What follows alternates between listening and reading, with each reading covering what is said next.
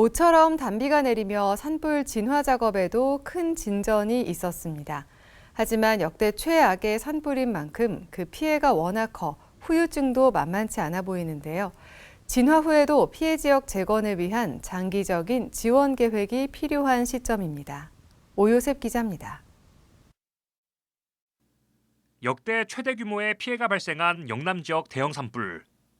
일주일 넘게 지속된 산불로 축구장 6만 7천여 개 넓이의 면적이 불탔고 28명이 안타깝게 목숨을 잃었습니다. 3만 명이 넘는 이재민이 발생한 가운데 8천여 명은 여전히 집으로 돌아가지 못하고 임시 주거시설에서 생활하고 있습니다. 일단은 식사는 해결되는데 그 외에 이제 집에 갑자기 나오시다 보니까 생필품을 갈아입을 속옷을 찾으신 분도 있고 기저귀 찾으시는 분도 있고 조금 이제 며칠 시간이 지나다 보니까 그런 부분에서 조금 필요한 거를 많이 여쭤보시더라고요.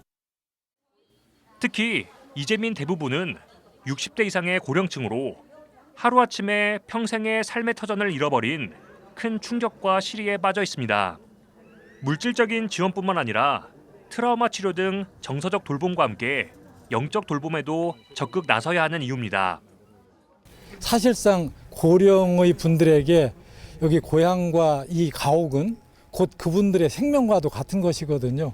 집을 떠나서 대표소에 와 있다는 것 자체가 그분들도 견디기 힘들고 또 그분들에게는 돌아가지 못하는 것인가 하는 그런 불안함과 두려움이 그들을 억누르고 있는 것 같습니다.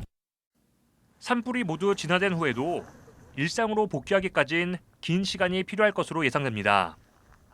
긴급 재난지원금 등 이재민을 위한 다양한 지원이 이루어지고 있지만 피해 규모를 고려할 때 부족한 실정이고 복잡한 행정 절차와 신속성 문제도 지적되고 있습니다. 특히 장기적인 주거 문제와 더불어 당장의 생계 문제에 대한 실질적인 대책이 필요한 상황입니다. 엄두도 안 나죠. 예. 재건 일단은 뭐 시에서는 조사도 일단 해야 되고 또 보험사에서 또 조사하고 해야 되고 그 다음에 철거하든지 해야 돼요.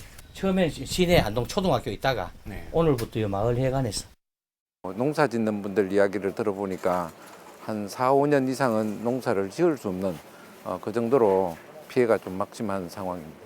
과일 농사를 많이 하는 편인데 나무가 불타버리니까 과일 농사 같은 경우는 4, 5년은 못하게 되면은 소득에 굉장한 피해가 예상이 되죠. 현재 기독 NGO들을 비롯해 많은 교단과 교회들이 피해 주민들을 위한 모금에 나선 가운데 효과적인 지원체계 구축과 장기적인 재건 계획이 요구되고 있습니다. 특별히 중복 지원을 방지하고 현장의 필요를 실질적으로 반영하는 정보 공유와 소통, 협력이 필요합니다.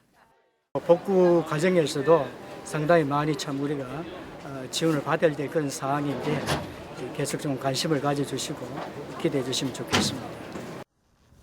기독교계는 낙담되고 절망적인 상황이지만 우는 이들과 함께 울며 이웃을 향한 따뜻한 손길과 연대의 힘으로 시련을 극복해 나가자고 당부했습니다.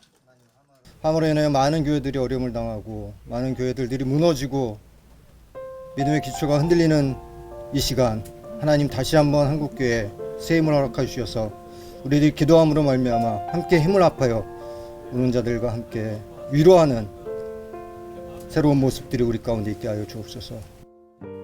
CBS 뉴스 오요셉입니다.